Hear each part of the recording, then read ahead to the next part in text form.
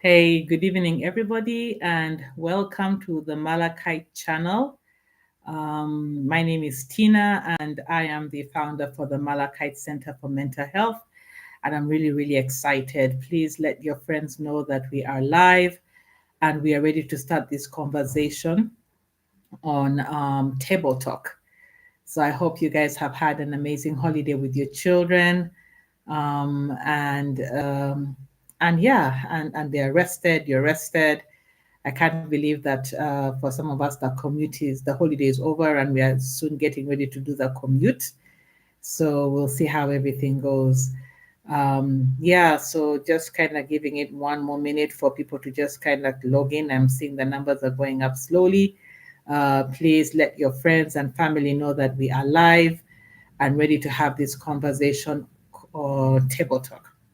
So the idea for table talk came up this year at the beginning of this year when I began to notice that a number of my adolescent clients would be coming in for therapy, and their experiences, though they were in varying schools, were largely the same around certain key issues. And so we felt that it was important that we come up with this channel and we do. Ideally, they're supposed to have been short pieces of conversations that parents can then take back to the dinner table and have with their kids. So we did our first one last at the beginning of the year. We did our first one at the beginning of the year, and if you go to our YouTube channel, January, we talked about drugs, we talked about loyalty, we talked about issues to do with sexuality, which were a big deal that were coming through in therapy. And we also talked about bullying and harassment in schools. So if you missed that conversation and you want to know how to have that conversation with your children, kindly just scroll up or down on the channel and you'll be able to find that particular video. It's also called Table Talk. So today we are going to be talking about um, a key concern actually that's coming through again in my therapy room. I don't know whether it's a big thing in other people's therapy rooms, but it's coming up quite a bit in my therapy rooms where parents are really concerned about the output of their children in school. They know their children are clever. They did really well either in nursery school or secondary school. Or lower primary, but then all of a sudden they are seeing a huge change in their children's grades. Report cards are coming through, and they're telling them their children have either become rude or distant. They're telling them that their children are not handing in homework. They might also be talking to them about, this report where it has half or two or three of the subjects are doing very well in the 80s and the 90s, and then you have these other subjects that it's as though that the same it's not the same child who's doing the exams. There's little or no effort at all, and of course because the child is doing well in the other subject, it's confusing because they have the potential. You've seen their primary results, especially lower primary results that were really good. You hear them talk to you, and you know that you have an intelligent child. But why is it that their report is confusing? So that's the conversation we're going to have today, and this is the first time I'm using slides. I rarely do, and do forgive me for that. But I thought it was kind of better for this conversation because it is quite. Because of its nature, it's just so much easier to present slides to you, to get through it.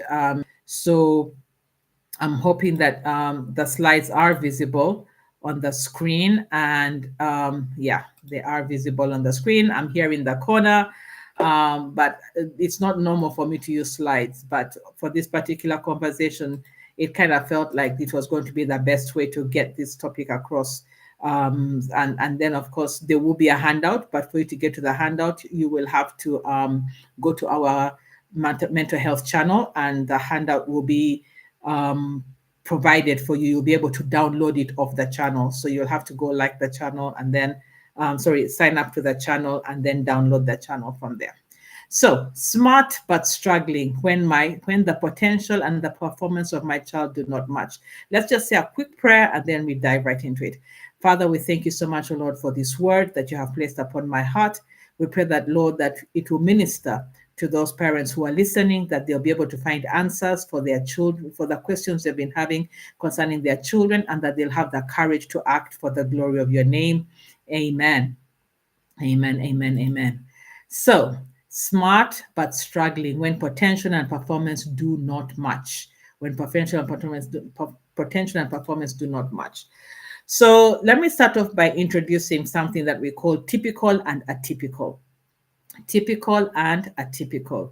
So the brains of our the population is, if you've done any statistics class, you will learn about the bell curve. And the bell curve was like, the majority of people sit in the middle. We call them, we used to use the word normal and abnormal, but that is no longer politically correct. So we are using the words typical and atypical. So majority of population sit in the typical arena, and then there are people who fall outside this imaginary curve that largely typicals put together, and we call those people atypical. So for example, it is typical for people to be right-handed, and we have a few people who are either use both left and right hand, or who only use their left hand. So they are atypical. It is typical for people to have brown eyes, and it is atypical for people to have other colored eyes, because brown eyes are the most popular. And then we have an average height of people to be around 4'11", I think, to about 5'8", 5'9" is a typical height. And then anybody who is shorter than that or taller than that will normally struggle to get through a door, to buy trousers, and things like that. So there's a typical height. And then, of course, we also have typical brains, and we have atypical brains. So the word typical brains, we are going to be looking at that today. It could be a reason. It could be one of the reasons, not the entire reason, but one of the reasons why your child might be struggling in school. So we have brains that are typical in that they have the same structure and functioning as most brains, and then we have brains that are atypical, meaning they're not functioning exactly the same way as the majority of the brains are. And atypical brains normally have a different sensory stimulation pattern, they have a different emotional regulation pattern, and they also have a different learning and acquisition of information and retainment pattern. And that could be one of the reasons why your child is struggling. The other word that you might find used along typical is divergent, neurodivergent. So today we're going to look about atypical or neurodivergent brains, and then maybe it could be one of the reasons why your child might be struggling in school. If it isn't, then I just recommend that you go see a psychiatrist or a child psychologist to help you figure things out. So neurotypical, that's the majority, brains function in ways that align with society norms and common developmental patterns. Now, don't forget that education curriculum are largely a societal norm. They're not necessarily something that is born out of, what's the best way to put it? It's not something that is rigid. That is why curricula changes every so year, because it's a society norm. That's how curricula are formed. So a neurotypical brain, or a brain that the majority of brains function in ways that align with society norms and common developmental patterns. Neuroatypical, or brains that are not common in this sense, will process information, emotions, and sensory input differently from neurotypical brains. And this will result in unique ways of learning and also unique behaviors. And another word for neurotypical is neurodivergent. Neurodivergent. So there are different types of neurotypical and neuroatypical brains. Neuroatypical brains. There are different types of neuroatypical brains. The first one is autism. The second one is attention deficit hyperactivity disorder, known as ADHD, attention deficit hyperactivity disorder. The third one is obsessive compulsive disorder. I know people use this a lot in everyday lingo, but you shouldn't, because it's not a pleasant thing to have. It's actually a real struggle for those who have it. We then have dyslexia. These are people who struggle with interpreting letters and written word the same way as everybody else does. And then we have dyscalculia, which is people who struggle with numbers, and addition, subtraction, just using numbers. They can do them in their mental brain, but when they see them on paper, they struggle with them. And then lastly, we have post-traumatic stress disorder, which comes about because of trauma. Yeah. So these are the most common neurodivergent brains. There are others, but these are the most common. And neurodivergence exists on a spectrum where you have low functioning neurodivergence and high functioning neurodivergence. Children who have low functioning neurodivergence will almost always be in a special school or in a special unit in a school. So today I'm not going to be addressing low functioning. I want us to talk about high functioning neurodivergence. So these are children who have met all their milestones, so meaning they talk, they can toilet themselves, they can feed themselves, dress themselves, they have amazing language skills, but for some reason, school is not working out for them the way we want that to happen. So we know that those who have high functioning will have symptoms, not to the same degree, but these symptoms are still going to affect their learning. And the reason why we want to have this conversation early is because we want to give our children the best chance we can so that they can still have the careers they want to have. And when we don't address the high functioning neurodivergence early, we then find people settling for careers they don't like, and then they end up either having depression,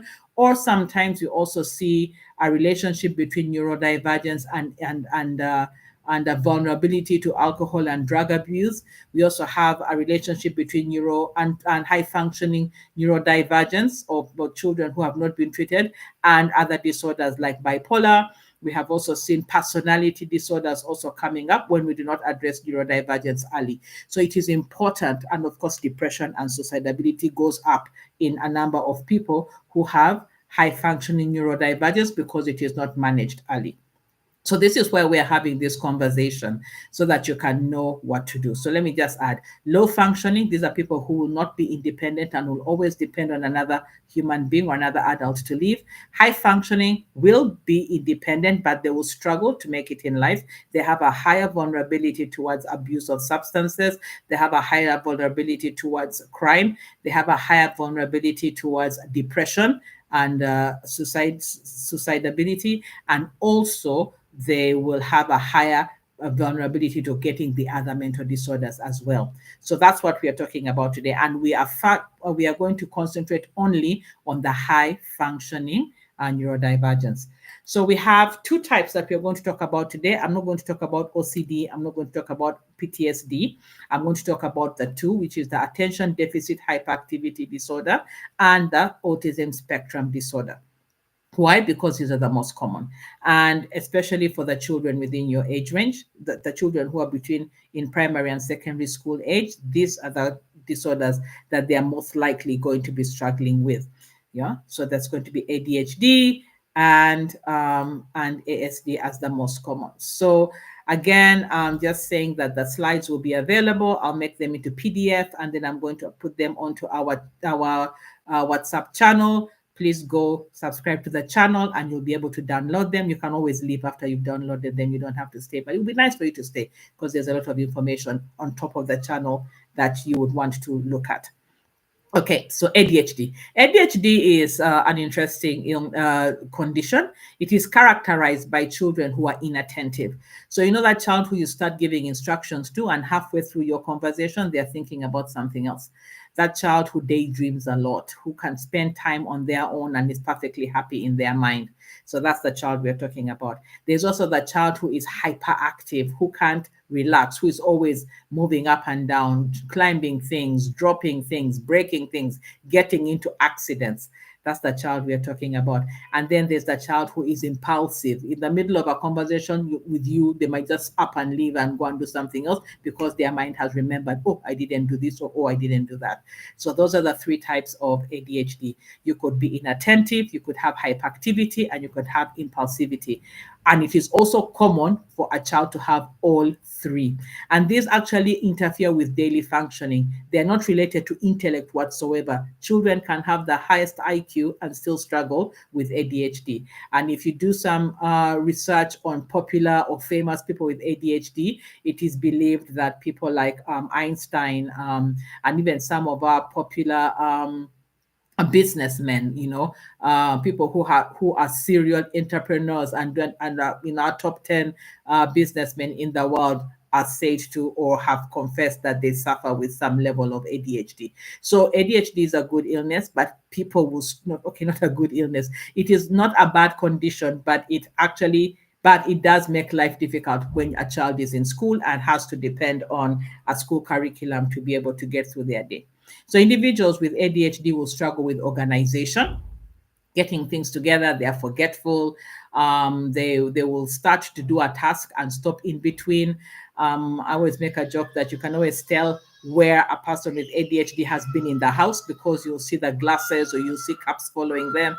They're the kind of people who will start doing their laundry and then get confused by remember that they didn't do something and then leave their laundry and then go and do that thing, and on the way remember that something was on TV they wanted to watch, so they'll start doing that. So they might end up starting very many tasks and not completing them. Maintaining focus is a challenge. They are very easily distractible. Oh my goodness, did I just confuse the two words? And then, of course, they struggle to regulate impulses. So they'll normally have very big emotions, large outbursts. They'll sulk a lot. And many times they might say mean things when they're angry. And of course, this will lead to challenges in academics and sometimes in the professional and societal settings. I work with both children and adults with ADHD. And I have diagnosed people with ADHD as late as 50 years old. And for professionals, it's always that they struggle. They'll be recruited because they're amazing technically at what they do, but then they'll struggle with the social norms in the workplace and emotional regulation, and this will then lead to them struggling to perform their very best. So that's the challenge, and some of you might already be seeing yourselves in that description, but also your children. Then the second one is the autism spectrum disorder. Now, most of us know autism to be very severe because that's what is almost always portrayed on media. But actually, there are people who walk around with autism on a daily basis, and we would not know. One of the things that they will tell you or you'll notice is that sometimes people just struggle with social communication. People with autism almost always struggle to identify social cues, so they'll be blunt in their talk. They will not really know why what they said was rude or improper, because for them the truth is more important. They will struggle to make friends. They will have restricted interests, but which they are extremely good at. And sometimes they will have some repetitive behaviors. So we always joke about people with autism wear the same clothes, they like routine, they like to do their things their way, and they get very distressed when people interfere with that routine. Other things about people with autism is that they also have amazing IQs. That is, they are intelligent people on the most part.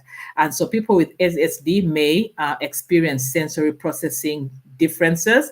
And here we mean that they have the ability to pick up sound, smell, and that is why they are easily distracted in class, because if somebody is building in the compound next to the class, that lesson is gone because their ear is picking up the sound which normal brains will be able to shut off after a few minutes. They'll pick up smell. They have tactile challenges. Sometimes that's why they dress for comfort and not for smartness. And also they'll pick up smell very easily. And they prefer routine. And when routine is affected, they will struggle. They also exhibit unique strengths, such as pattern recognitions.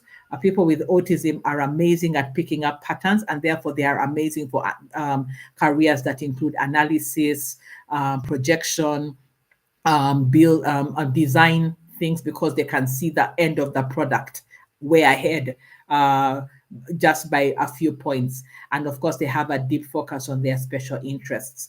So the child who has autism, if they like physics, they will be really, really good at it. And they might not concentrate on the other subjects because they don't understand why. If they love history, they'll be very good at it, and they'll struggle to concentrate in the other subjects because they will not understand why they have to do them. So, like I said, these are the most common among children, and it is also possible for a child to have both ADHD and ASD. Actually, when we are doing screening, on the most part, we will screen for both, because remember, it's a spectrum, and you might have a child might have more ADHD, or your adolescent might have more ADHD with a little ASD, autism. traits, while another child might have more autism traits with a little ADHD traits. Both of them will struggle with their behavior and with their emotions. And of course, when both happen together, it just means that the behavioral and emotional challenges are amplified. Yeah. So just to talk about prevalence, I mean, Tina, how many children are we talking about? 3, 4, 5? So ADHD currently, there's a study that was done in Wakiso, and this particular study found that 11.7% of children in a certain school had ADHD. So this is attention deficit hyperactivity disorder. The UK is right now seeing between 1.4 to 3.5 amongst boys aged 10 to 12, and that was in 2018. But I think I saw a recent study that says this figure is going up. Also, Australia is seeing about 8%. So if you have a school that has 1,000 kids, 100 of them will have ADHD. But the worldwide prevalence is between 50 to 20% for neurodivergent for neurodivergence. And then why is this important? Because we are seeing an increased number of children identifying as neurodivergent. It's no longer just the 1% of the population like it was before. 10% is a pretty big number, especially if your child falls between the 10%, because the way current school training and teaching is done doesn't take into account their learning style. So it's very easy for your child to fall to fall behind. Many remain misunderstood despite their high academic potential. I've got clients, for example, who say they don't like a subject because the teacher was rude to them the first day, and that's it. They've just switched off from that particular subject because in their brain, or the way in which they interpret conflict, if somebody does something mean to me and it's not fair, I am not going to participate in anything that they like, and they will actually sacrifice their own grades because they're upset with somebody.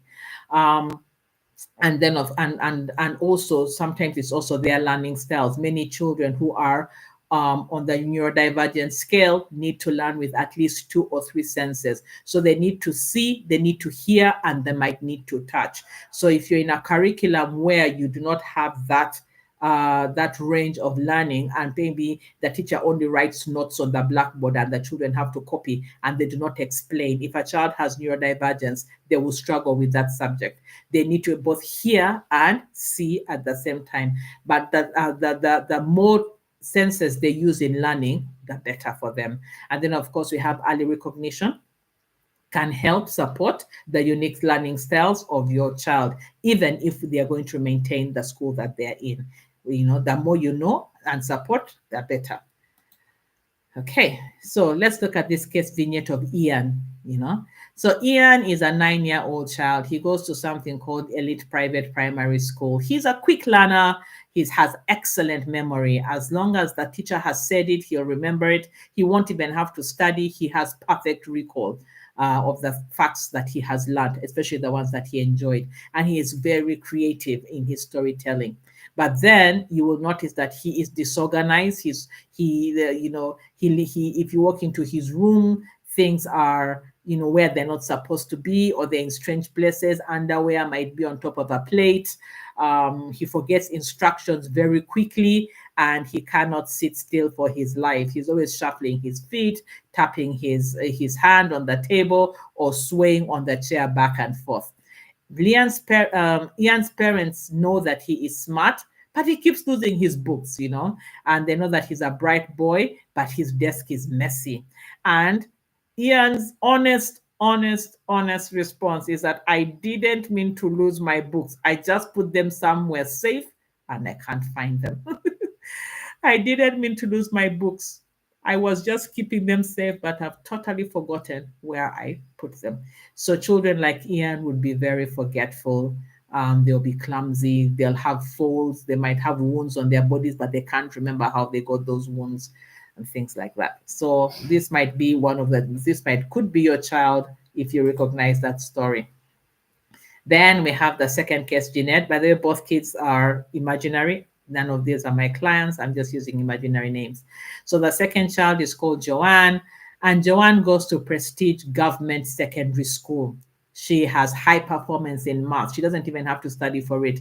She has perfect recall of the formulas, the rules, and the guidelines for which she does her math work. She's perfect recall for that, and she's very good with the sciences, and she loves insightful debates. However, she is prone to social withdrawal, meaning every so often she'll just decide she doesn't feel like talking to people, or she gets overwhelmed by people. She has mood swings, and occasionally she lies. Parents of Joan might say, Joan is so talented, but why are her grades skewed to one side? Because remember, typical brains are supposed to be able to do well across all subjects. And we have seen people who have done 8 A's, 10 A's, because it is possible to do well across all subjects. And when you talk to children with with ADHD, especially sometimes also with ADHD, they'll just tell you they're not interested, so they can't be bothered to do that subject or to study it. So her parents will say, but Joan is so talented, but her grades do not match. She's brilliant in math, but zones out in English, or typically might not even understand the rules of apostrophes, commas, what do you call these other things that we do in English? Why is grammar so important? Why do I have to know what's present continuous, past continuous? And they might struggle with just the logic of the spoken word or the written word, and therefore they'll just switch off. Or one of my clients told me, "In history is old. Why do I have to learn it? Why can't I learn about things that are current?" So he's just zone out in his history class. So Joanne sometimes just tells you that she can't start. Sometimes I just struggle to get my work done. I struggle to hand in my homework. I struggle with motivation. She procrastinates a lot. This will be the same for Ian, who we read above. Even if I know something is important, it always has to wait until the very last minute, and then she will up and go, do it in a half and a puff, go into some kind of panic. But then when she hands in her work, it's still good. So these are two examples, case vignettes of Ian and Joanne, and you might be able to see your child in these stories, in these case vignettes. So what's the complexity and controversy? Of course, the words high functioning and low functioning are not medical, and in many times they have been criticized because they of just simply oversimplify the diversity of the presentation and the needs of either ADHD and ASD. About 40% of my clients are on this spectrum, and I can tell you every single one of them is unique. There is no two clients who appear the same, and no two clients who are going through the same intervention, because they are very different. And the other thing and therefore you might find that one might be not that dysregulated emotionally, but the social anxiety is a big issue. And then for another one, you might find that emotions are the problem. For another one, procrastination is more significant. For another one, it might just be lack of motivation to move. For another one, it's just the distractibility that makes it very difficult. And there's varying degrees. And so when people say high functioning, low functioning, you might find that the one thing or the three things that are an issue for, let's say, Ian, can actually be disabling, to the point that he might end up looking like he is low functioning because he's not passing his exams or not handing in his work. But also you can find that sometimes even the social cues, the poor social cues or poor social functioning puts these children into a lot of trouble, because they are more vulnerable to ending up in the wrong social company. So they'll find themselves with bullies. They can end up being bullies themselves. They are easily drawn to deviant behavior because they are trying to look cool. They might get into a lot of trouble for speaking back to the teacher, appearing rude. They might not be liked by their friends because they are blunt and they don't know how to sugarcoat their comments. So these are all disabling things, because they make it difficult for the child to thrive in the school environment.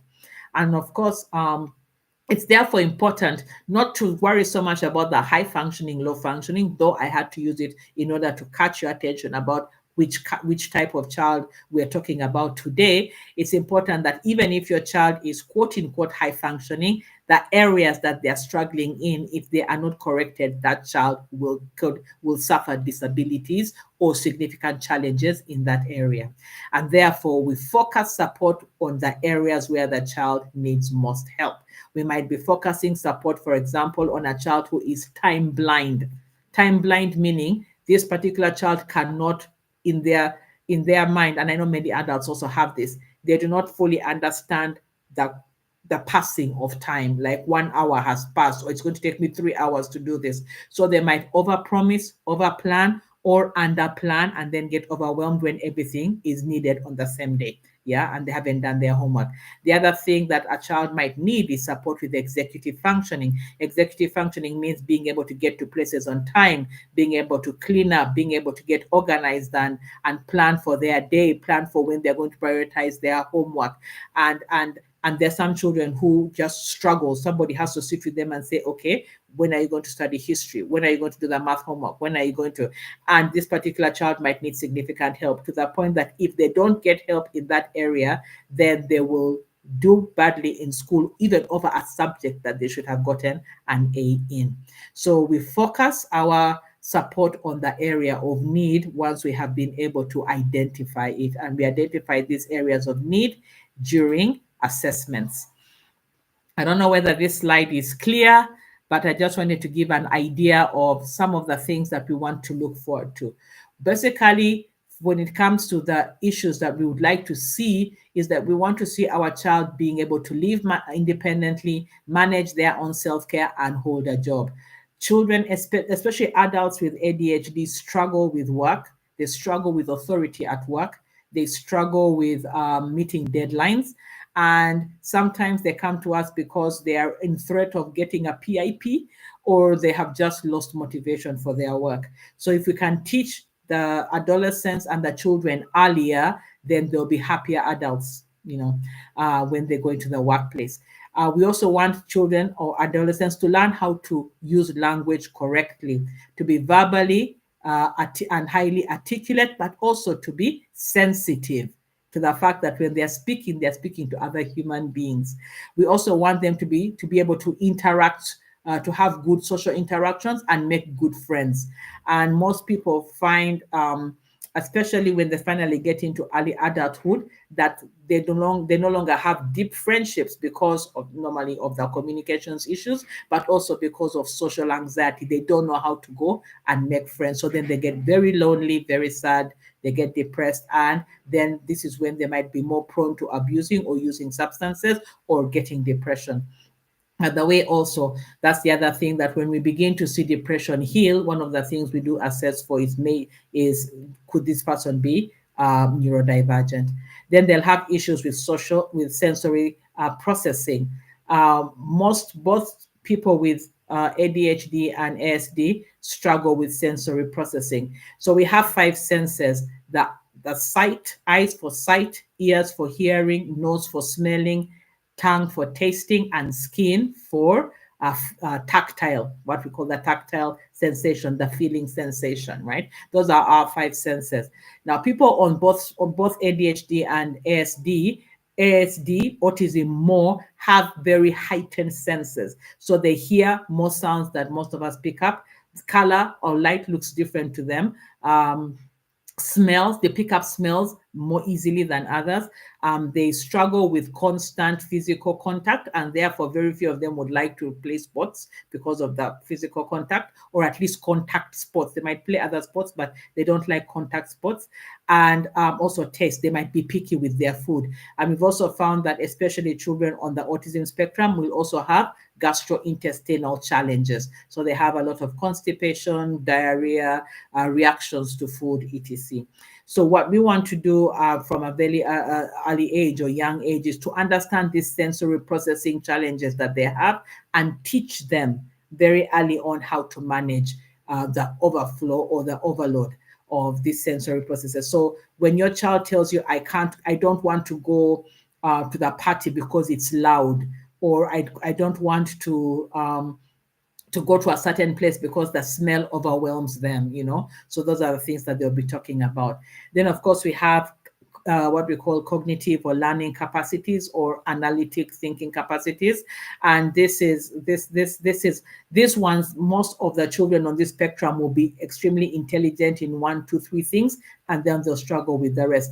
But most of the times, the things they struggle with are vital for everyday living. So we want to make sure that we are working towards helping them at least raise their level of interest to things that will be important.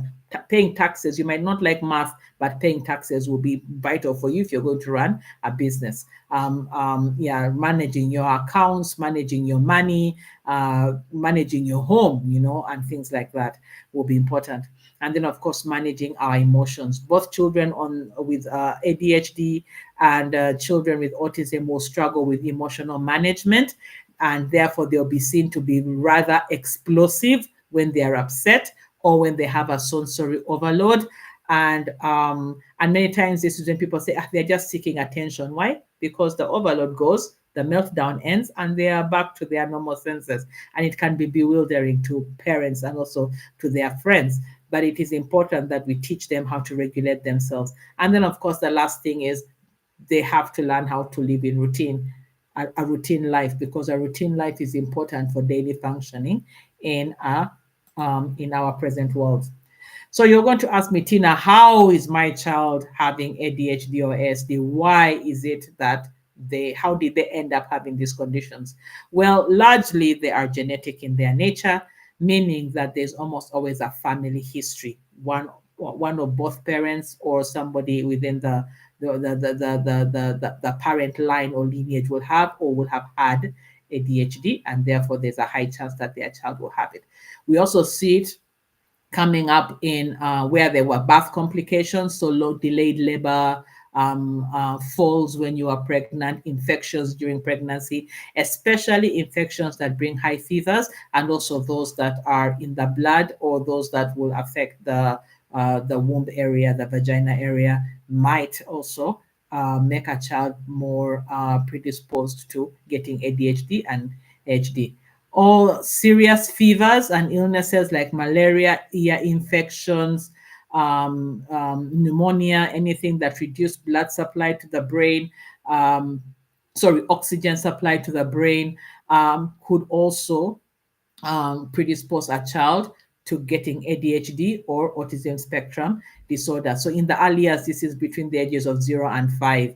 Is a very delicate age because the brain is doing a lot of growing at that time. So when significant things happen to this brain, it can affect its structure. And then, of course, environmental toxins, nutritional deficiencies, and early psychological stress, especially abandonment. So we see a lot of ADHD and ASD in children who were abandoned as babies. We do get to see that as well. That shock of abandonment can actually cause ADHD or ASD. So what are some of the things you can do as a parent? For the first thing is establish a structured routine at home. In as much as these children are routine adverse for ADHD and for autism, love routine. Make sure there's a structured bedtime, screen time. Those of you who have given your children phones, screen time. The biggest enemy of your child is that screen. So make sure that you are managing that very, very well. The more screen time they have, the more sensory overload they have, they will struggle to sleep and they are struggling to pay attention in class. Use visual checklists and timers for tasks. So have a chart in the room that shows what am I supposed to pack on what day for school. Have a chart in the room that shows what I wear every day, what time I'm supposed to go to bed. Yeah, those are very helpful. Break down assignments into smaller parts. Children who are neurodivergent normally struggle to have 3 or more instructions given to them. So, for example, go to the bedroom, get me this, but pass by the kitchen and pick up that. And then on your way to tell auntie, A, B, C, D. And then, by the time you've gotten to the 4th instruction, the first one and second one have been forgotten. So break down instructions into smaller parts. Other things that I also encourage parents to do are things like this. Do you want a cup of water? Just ask for a cup of water. Don't ask for a cup of water in the green cup on the left of the fourth cupboard, high up, high on top of the fridge that has green flowers. Just be happy to get the water in whatever cup it comes in. And then, of course, reinforce positive efforts, not just outcomes, because many times things might not go well. There might be an effort made, but they might not go well. So praise the effort made and then challenge your child to go the extra mile until they are able to manage the outcome. At school, talk to the teachers. Make sure you're friends with the teachers. Lobby for your child. Lobby for your child. Don't go and be against your child, but some of us parents, sometimes we go and we are we are so it's like we are prosecutors of our child before the school's jury. Lobby for your child. Lobby for extra time. Lobby for them to get extra attention to, so that the teacher can explain things to them again. And if they are slow and need extra time to get their work done, also lobby for that. And by the way, our both the with the two common curriculums we use in Uganda, that is the Ugandan curriculum, UPE, and the British curriculum, both have amazing accommodations for children who have been diagnosed by a professional. So if you can get your child, if you identify any of these traits in your child, get them diagnosed professionally. Let somebody do an official report for them. They'll even be able to get amazing accommodations at school, because the school has the actual document to show that. So seek accommodations and then monitor social interactions. Bullying, being bullied, getting into wrong company, being isolated, or struggling to make friends at school, as much as you're monitoring academic progress. So monitor that too. And then, of course, here are some questions that I normally get from parents. The first one is, will my child grow out of it? So ASD and ADHD are both lifelong conditions, but they can be managed. FYI, they both have superpower behaviors as well that are amazing. For example, the tunnel vision, the hyperfocus are amazing. The genius-like attributes for the things that they're good at doing are amazing. The high compassion, both of these people are highly compassionate. The heightened sense of justice and the ability to be able to follow through a challenge until it is solved. The high innovation and creativity, especially in their areas of interest. So there are certain things that are actually good about these conditions. Yeah. So we don't only look at the bad, but we also look at the good. Then the other question my parents always ask me is my child just being lazy? You know, you can have 5 sessions and a parent comes here and say, Netina, seriously, isn't that my child just being lazy? Yeah. Because when we were our children's age struggling with the same conditions, that's what we were labeled. We were labeled as lazy. So we are thinking it's the same thing. So difficulty initiating tasks is often due to overwhelm. That overwhelming sense that, oh my, I have 5 things to do today. I don't know where to start. My brain feels stuck. And that's what most of the children tell us. That's why it's important to even do a chat. When I'm leaving the house and I have a child with ADHD, I'll tell them, I've got 3 things I need you to do. At 10 o'clock, do this. At noon, do this. At 5, do that. As opposed to do this, do that, because then that's overwhelm. Then the other question parents ask me is my child just seeking attention? Is that my child just seeking attention? And the response to that is impulsivity and excessive talking. Impulsivity and excessive talking reflect challenges with self-regulation, not deliberate attention seeking. So when a child wants something and they want it so badly, they might forget to greet you. They might forget to say, excuse me. They might blurt out what they want. They might not say it in the nicest way, but that's because of the emotional waiting or the emotional regulation, that the challenges with emotional regulation. So we handle these things in therapy. If you can find a good child psychologist or a counselor who understands these types of brains, they can help your child self-regulate. And then those are the 3 common questions I get. And why is addressing these challenges important? Because you would want to avoid academic struggles where the child will regret later on in life, because that subject could have been vital for the thing that they want, the position or the career they want to have, but because they flunked out because they didn't like the teacher, for example, um, then what do we do? They are 40 and they're not living their best life, yeah, because of they didn't like a teacher, or because they didn't meet the grade, because they didn't hand in their homework. And especially there are new curriculums right now where it is continuous assessments. For this child, it is important that they remain on top of their game, and get their assignments in on time, because they can no longer just wait for the exam and then wing it. And for most of us as parents who have ADHD, what saved us is exactly that.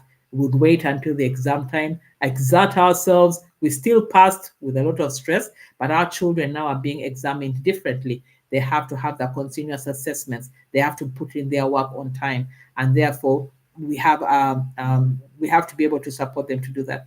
The other thing is the social isolation. They will suffer with making deep relationships.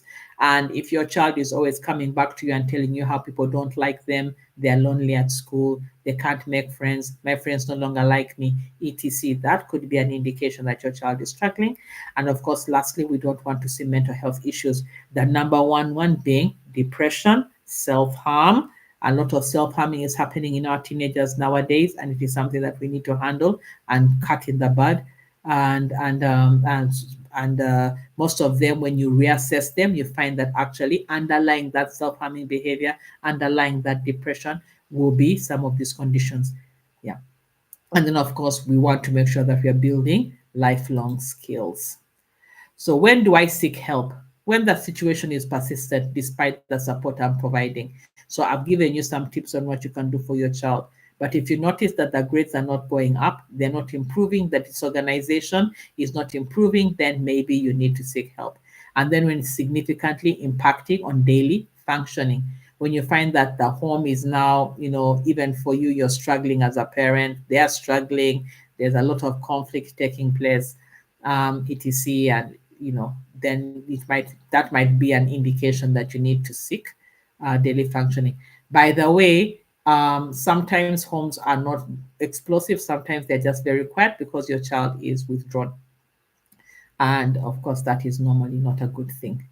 The assessment takes place through interviews, history taking. So the person who you've taken you to assess your child will take history. They will use standard questionnaires. We have standard assessment tools that we use to diagnose.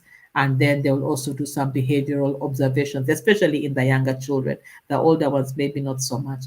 They will also do collaboration with educators and parents, especially if a child is not, if the assessor feels that the child is not either having insight meaning, a child, for example, might tell you they talk a lot in class because they're contributing to the conversation.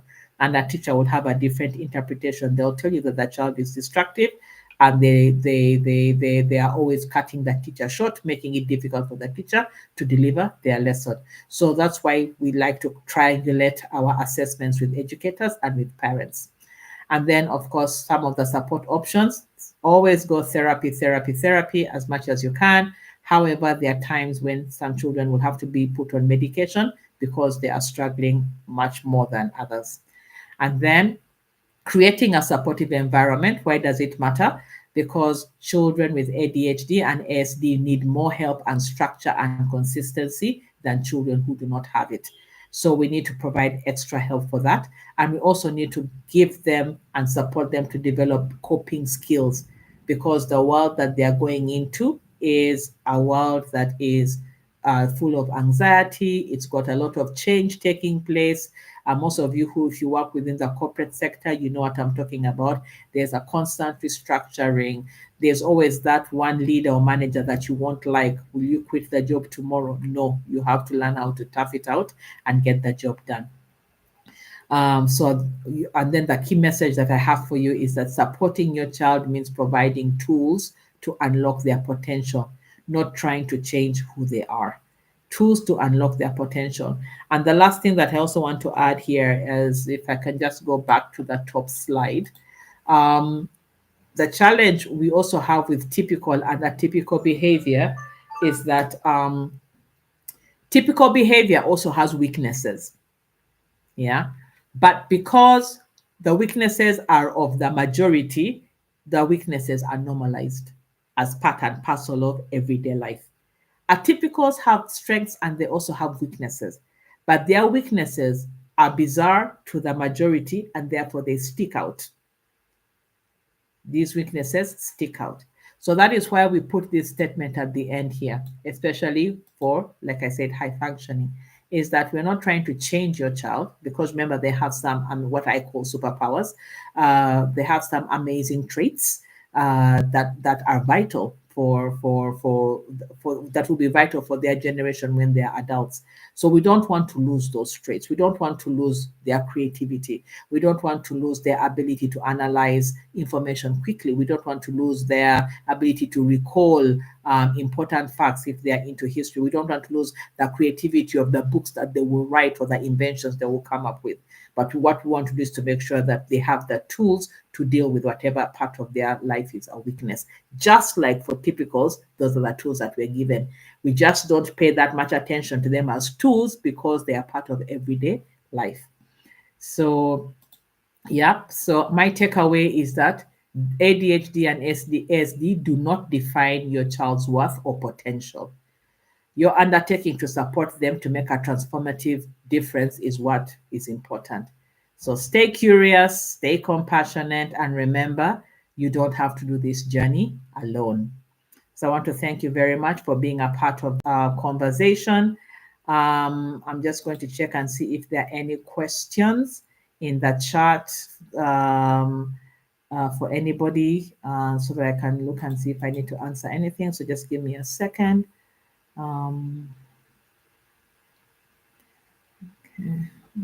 Okay, we don't have that many. So we have a Anne-Marie. Hi, Anne-Marie. Thanks for helping on the back end. She is going to put our number in the chat. Oh, she's already put them in the chat. So they're there. Our numbers are there. Please text if you have any questions. The Airtel number is the one that houses our WhatsApp channel. So if you go there, you will be able to download the slides in PowerPoint form. And you can use them, share them with your relatives, with your friends. I don't mind. And if you need to have a conversation with one of us, please, yeah, do so. So there are no questions in the chat, so I'm just going to say a quick prayer for you all, and thank you so much for logging on. Please share this video as much as you can. We've still got 2 weeks before the end of school, and have these conversations with your child. You know, I noticed that your child, your report was, tell me what happens when you're in school trying to pay attention. Tell me what happens when you get angry. Tell me what happens with your friends. Are your friends still your friends? Are you still struggling? You know, ask the right questions and let your child then let you know, let your child tell you what's going on with them so that you can support them accordingly. So thank you very much. Let me say a prayer for you. Father, I want to thank you so much for the parents who have logged in, for those who are live now, and for those who are going to watch this video later. I want to give you praise and glory for all of them. I pray that you will help them, Lord, have conversations with their child. I pray that you'll help them find the support that they need. I pray that I speak wisdom over each and every one of them, my Lord, in terms of the decisions that they have to make, oh God, concerning their child's welfare. Mostly, Lord, I pray that they will always know that you love them and you love their children very much, and you have amazing plans for their children. We thank you and we bless you for we've prayed all this in Jesus' name. Amen. Okay, bye-bye.